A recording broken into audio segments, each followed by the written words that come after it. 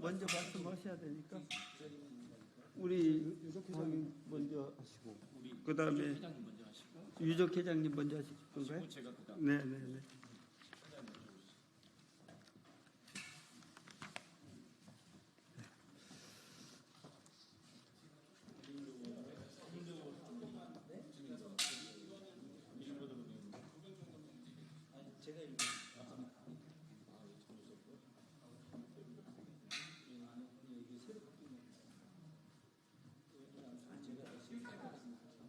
이렇게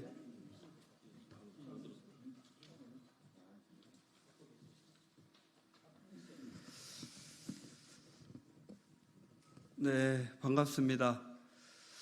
뭐 아시는 것처럼 우리 오늘날의 대한민국을 지키기 위해서 또 독립을 위해서 헌신하신 우리 선열들의 숭고한 정신, 피와 땀 이런 게 얽혀서 이룩된 자산입니다. 특히 일제 침탈기에 항일 독립운동의 경우에는 대한민국의 역사에서 아주 중요한 부분입니다. 그런데도 불구하고 지금까지도 항일 독립운동의 집정과 관련된 제대로 된 평가와 정립이 이루어지지 못하고 있는 것이 작금의 현실이기도 합니다. 그래서 오늘 이 자리는 60년 넘게 항일 독립운동의 왜곡된 기점을 답습하고 있는 국가보훈부 또 역사학계 일부 학자들 이런 분들이 항일 독립운동의 역사를 바로 세우기 위해서 보다 전향적인 태도 변화에 나설 것을 촉구하는 기자회견입니다. 먼저 기자회견 낭독에 앞서서 먼저 참석하신 분들을 소개하겠습니다. 경기 수원시정 김준혁 의원님 참석하셨습니다. 충남 공주시 부여군 청양군 박수연 의원님 참석하셨습니다. 충남 천안시을 이재관 의원님 참석하셨습니다. 전북 남원시 장수군 임실군 순창군 박이승 의원님 참석하셨습니다. 다음으로 오늘 기자회견에 제2차 동학농민혁명 참여자 서훈국민연대 또 동학농민혁명 유족회 분들도 함께해 주셨습니다. 제2차 동학농민혁명 참여자 서훈국민연대 박용규 대표님, 정갑선 자문위원님 참석하셨습니다. 네, 반갑습니다. 동학농민혁명 유족회 주영채 회장님, 함기영 부회장님, 송영래 이사님 함께하셨습니다. 반갑습니다.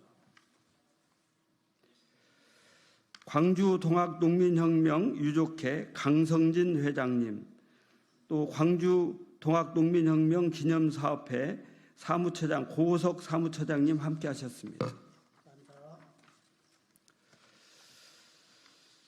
참석하신 분들을 대표해서 주영채 회장님, 박용규 대표님의 말씀을 듣도록 하겠습니다. 먼저 주영채 회장님 한 말씀 간략히 부탁드리겠습니다.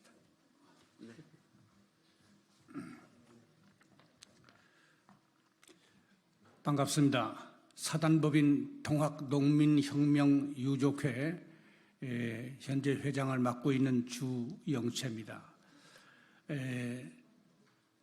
임진왜란 1592년에 일어났던 임진왜란에서 1894년 동학농민혁명이 일어날 때까지는 약 300년의 세월이 흘렀습니다. 우리 동학농민 유족회 지금 유족을 남긴 참여자는 한 450명이 되는데 그 후손을 우리 심의위원회에서 추적해 보니까 거의 많은 분들이 임진왜란 때 의병장을 했거나 그때 그 의병 활동을 하신 분들의 후손들입니다.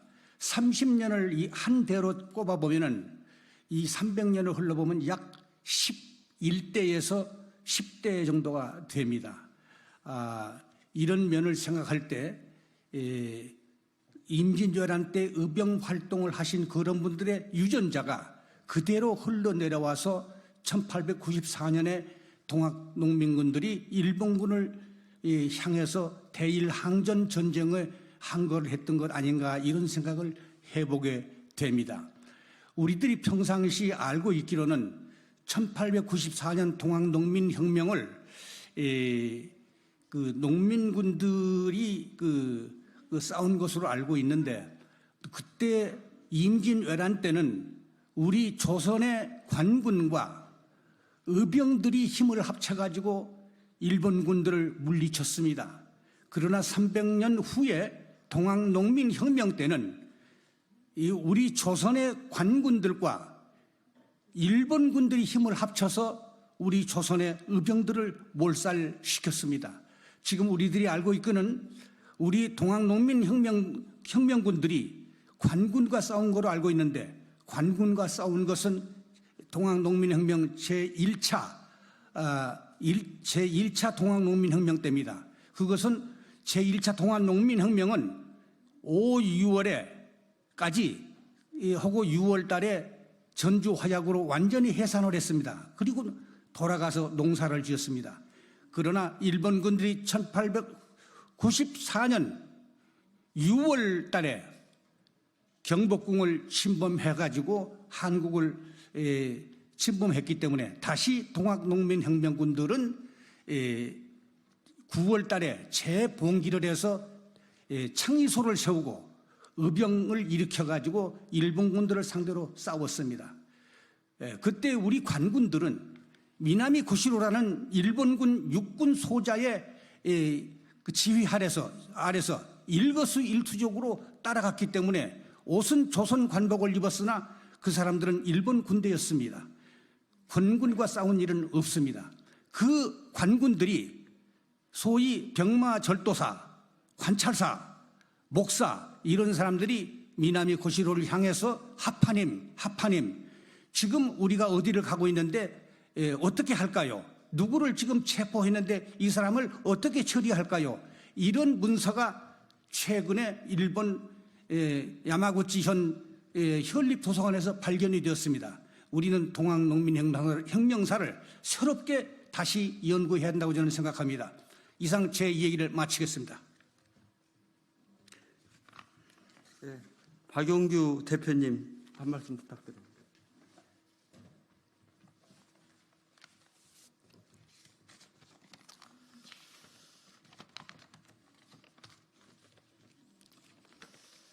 예, 안녕하십니까. 저는 2차 동학 서훈국민연대 상임대표 박용규입니다.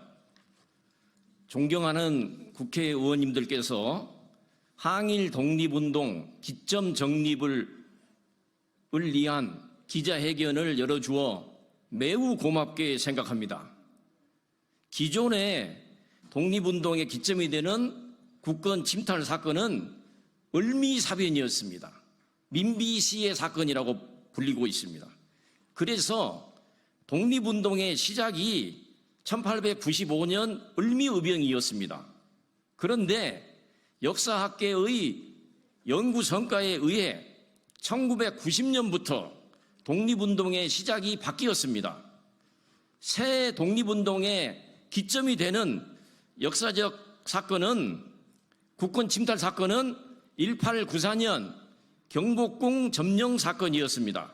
이에 따라 독립운동의 시작이 갑오의병과 제2차 동학농민혁명으로 바뀌었습니다. 독립운동의 시작이 2차 동학농민혁명으로 바뀐 지가 30년도 넘었습니다. 국가보훈부는 반성해야 합니다. 같은 시기에 일어난 을미의병 참여자는 현재까지 145명을 서운했습니다. 매우 잘한 일이었습니다. 그런데 일본군과 싸우다가 순국한 전봉준 장군은 지금도 국가보훈부는 서운하지 않고 있습니다. 도대체 국가보훈부는 어떤 이유로 전봉준 장군을 서운하지 않습니까? 국가보훈부는 반성해야 합니다. 이상입니다. 네, 두 분 감사하고요. 이어서 기자회견문을 낭독하도록 하겠습니다.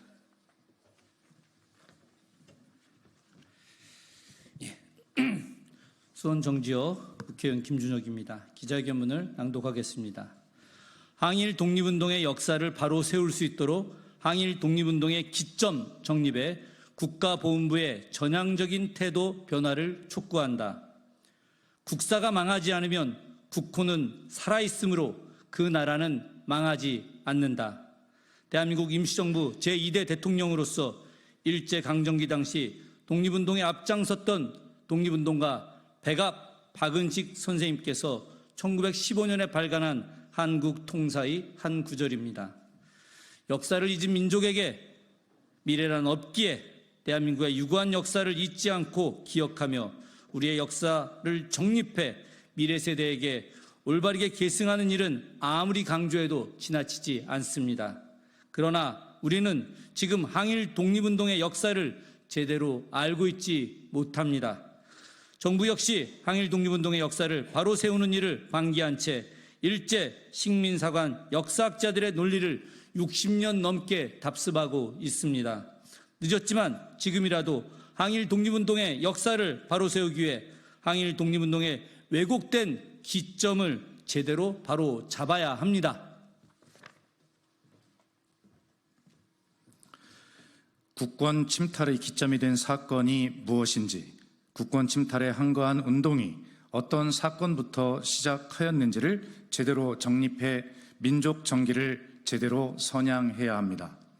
현행 독립유공자 예우에 관한 법률 제4조에 따른 독립유공자는 일제의 국권 침탈 전후로부터 1945년 8월 14일까지 국내외에서 일제의 국권 침탈을 반대하거나 독립운동을 위해 일제에 항거하다 순국한 자 또는 일제에 항거한 사실이 있는 자로서 그 공로로 건국훈장, 건국포장 또는 대통령 표창을 받은 자라고 명시하고 있습니다.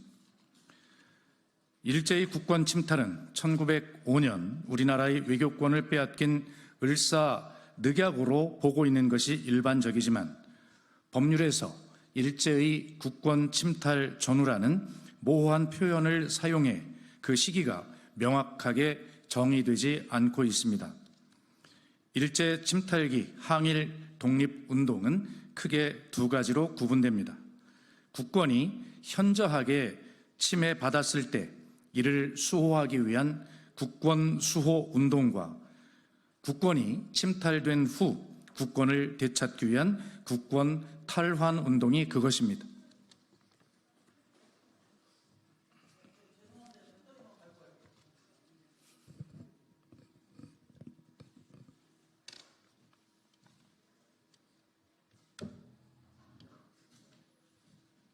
됐습니까?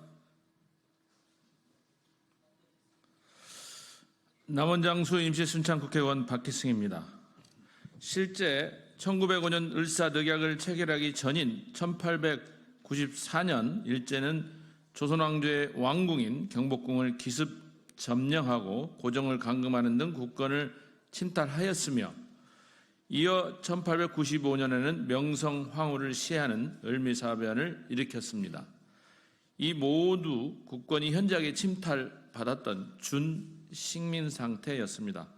그럼에도 일제의 1894년 경복궁 점령에 항거하기 위해 분연히 일어난 갑오의병과 제2차 동학농민혁명은 항일 독립운동의 역사에서 원천적으로 배제해 왔습니다.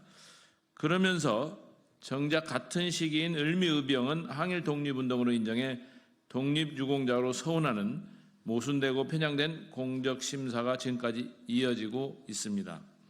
이와 같이 일제 식민사관 편술기구였던 조선사 편수의 출신이자 친일 반민족 행위자인 이병도 등이 지난 1962년 독립유공자 서운 내규에 항일 독립운동의 기점을 1895년 을미의병으로 정해놓은 이후 60년이 지난 지금까지도 그 이전의 항일 독립운동은 제대로 된 역사적 평가조차 받지 못하고 있는 것이 작금의 현실입니다. 충남 천안을 이재관 의원입니다. 특히 제2차 동학농민혁명은 지난 2004년 제정된 동학농민혁명 참여자 등의 명예회복에 관한 특별법 제2조 제1호에 따라 1894년 9월에 일제의 침략으로부터 국권을 수호하기 위하여 2차로 봉기하여 항일 무장투쟁을 전개한 농민 중심의 혁명이라고 명확히 정의되어 있습니다. 또한 1894년 11월 12일 동학농민혁명 지도자 전봉준이 일본군에 대항하기 위하여 의병 동참을 호소하는 고시 경군여 영병이 교시민과 1895년 전봉준이 법정의 신문에 답한 내용을 기록한 문서인 전봉준 공초 등을 통해서도 제2차 동학농민혁명이 충군과 우국지심으로 척외를 외쳤던 항일 독립운동이자 국권 수호운동임을 명확하게 밝히고 있습니다. 따라서 1894년 일제의 경복궁 점령 사건을 항일 독립운동의 역사에서 배제하는 것은 국가보훈부의 직무유기이자 동학농민혁명 참여자 등의 명예회복에 관한 특별법 위반에 해당합니다. 대한민국의 오늘은 국가를 위하여 희생하고 공헌한 분들이 숭고한 정신으로 이룩된 것입니다. 일제 침탈기 항일 독립운동의 역사는 대한민국 역사 전체의 중요한 부분입니다. 현 세대와 미래 세대들이 그 정신을 기억하고 선영하며 이를 바탕으로 국민 통합과 국가 발전에 이바지하는 것이 진정한 보훈일 것입니다.